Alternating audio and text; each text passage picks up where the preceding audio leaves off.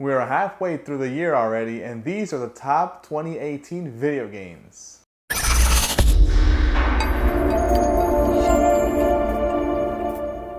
Hey guys, welcome back to Pop Games, and these are my top video games for the first half of 2018.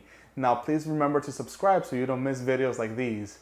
Alright guys, so these games are my personal opinion. These are the ones that I think are the best games so far. I have played some of them and some I have not yet played. But my list was compiled because of the publicity that these games got. Also the ones that I did play, my personal opinion from that, and also the reception from different gamers online, both on YouTube and on social media. So let's go ahead and start with January, and the first games are Monster Hunter World and Dragon Ball FighterZ.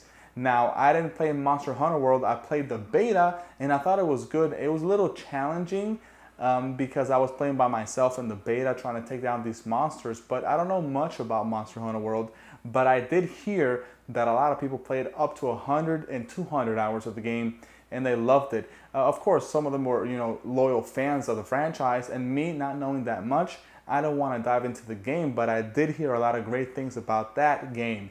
Now, Dragon Ball FighterZ I did buy, and I bought the collector's edition. You can check out the video here in my channel. And that game was pretty awesome, guys. I like the fighting, the fast pace of the fighting. The art style was amazing. The animation was good. The voices were great. The finishing moves were awesome, and I really did enjoy that game. So yes, those are my two games for January, Monster Hunter World and Dragon Ball FighterZ. Moving on to February, we have Secret of Mana, Metal Gear Survive, and Shadow of the Colossus. So you guys know that Shadow of the Colossus came back as a PlayStation 2 game, and it was actually remastered for the PlayStation 4. I played the PlayStation 2 version of the game, but I did not play the PS4 version of the game. And a lot of my friends were telling me that it still played kind of like the same, it had the same issues with the camera angles and stuff like that. It looked, upscaled and remastered. It looked awesome with updated graphics, but some of the underlying problems of the game with the camera angles were still kind of there. And so that was disappointing. Secret of Mana was also remade for the PlayStation 4, and that was a GameStop exclusive release. Not sure if you can get it somewhere else now, like Amazon, or I'm sure you can get it on eBay, but I'm not sure if it's on Amazon or any other store out there. But Secret of Mana I did not play. I did watch a lot of people on YouTube complain about it as well, saying that it wasn't as good as the original Secret of Mana.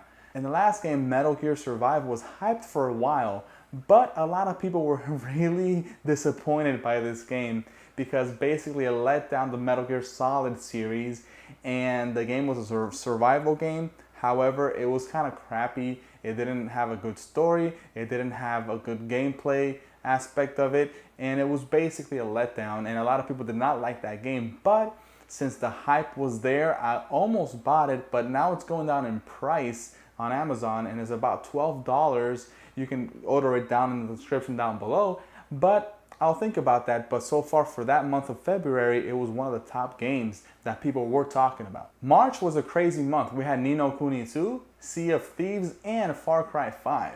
So starting with Far Cry 5, this game is absolutely crazy. A lot of people have told me, personally my friend Dylan from work told me that the game is epic. He had a lot of fun playing it. It was a lot of fun. And the Colts in the game were crazy, but I have the game myself. I just haven't had the time to play it yet. I do want to go ahead and dive into that. Ni no Kuni 2 also had a lot of hype, and a lot of people were disappointed by it as well, but it wasn't in my radar, so that's why I didn't get that game. It's more like an RPG, a Japanese RPG, and I'm not into those kind of games, but it did get a lot of hype in that month, and that's why I'm talking about it today. And Sea of Thieves, well, it was another letdown. So basically, this is what happens now in our current society, in the gamer world society right now. This is what happened, guys. So basically, we get this game announced, and it's what gamers want. The idea that we have in our heads. Okay, we want that game, and it's it touches so many things that we want. It has this thing that we want. They're pirates. Is an open world. We go ahead and battle other people, other players, and we find treasure and all this crazy stuff. But guys, it was a huge letdown. It was overhyped and it was let down so much. A lot of fans were complaining about the game like off the bat, and there was not that much to do. And that's why it didn't do well. But it was one of the top games because a lot of people were hyped about it, and almost everybody, I'm assuming 80% of people bought this game, and some of them were, let down. And again, this is my personal opinion, guys. I don't know if 80% really bought the game, but a lot of people were talking about it everywhere I went, on Twitter, on Reddit, on YouTube. Every single person was talking about Sea of Thieves, and it was a huge letdown.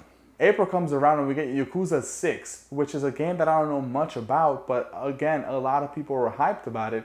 And I'm not too sure because I didn't watch that game so much. I was, doing something else. I was playing a different game that came out the same month.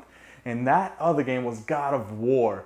Okay, God of War is my personal game of the year so far this year, up until this day, this video, which is July 3rd. So up until this video, God of War is my game of the year, and that game blew me away. The graphics, the story, the action, the fighting, the monsters, the scale, the tone, the mood, the music in the game. This game was awesome. I absolutely loved it, and I haven't finished it yet, but I'm right there. I have to put a little bit more time to finish the main storyline. Basically, the only reason why I haven't finished yet is because I've been sidetracked doing some other quests, and I haven't focused on the main story, which kind of sucks because I really want to finish the game, and I put it aside for a little while and I haven't gone back to it. But God of War was awesome. In May, we get Donkey Kong Tropical Freeze, State of Decay 2, and we get Detroit Become Human. These games were also hyped by fans. The Tropical Freeze game was awesome on Nintendo Switch. I haven't played it, but I did see some gameplay and some videos, and it looks really good on that platform. We have State of Decay 2, which my friend at work was playing, and he was basically going nuts about it. He said it was really good. And finally, Detroit Become Human. It was a game that has a lot of decisions. You make a lot of decisions in the game, and you can get characters killed off or live or whatever. You're basically in charge of people's lives. A lot of people were complaining online that this game didn't have enough character, enough basically emotion, but it is a good game that I've heard so far. The major reviews have said it's been a good game. All right, so for the month of June, we got Mario Tennis Aces, we got Unravel 2, Fortnite finally came to the Switch, and we got The Crew 2. Now, personally, I'm interested in The Crew 2, but I've heard a lot of good things about the other games. Fortnite, I'm not a huge fan of. I played a couple matches, but not that big of a fan of Fortnite. Unravel 2 I haven't played, but I did play Unravel 1. And Unravel 2 looks like a fun co-op game that I do plan to play at some point. And finally, The Crew 2 is the one that captures most of my attention. The Crew 2 is like an open world racing game. You can travel the United States and do various races and unlock a lot of different things, get different cars. And I'm into that kind of stuff, so I'm excited for that game. But those are the games so far for June that were in my radar and that were the ones that people were talking about the most. All right, guys, so that's it. That's my list of the top games of 2018 so far up until June, because June just ended last week. I'm expecting a lot of great games this year. We have Fallout 76, Spider-Man for the PS4, we have the new Black Ops game, we have the Battlefield 5 game coming out, and there's a lot of different things coming out that I'm really excited for, and I cannot wait for the fall so that we can experience all these games. And I'm excited for that, guys. Let me know, guys, what your favorite game is in this list, and drop your comments down below. Again, please don't forget to subscribe. I really appreciate all of you guys, and I'll see you guys next time, and happy 4th of July.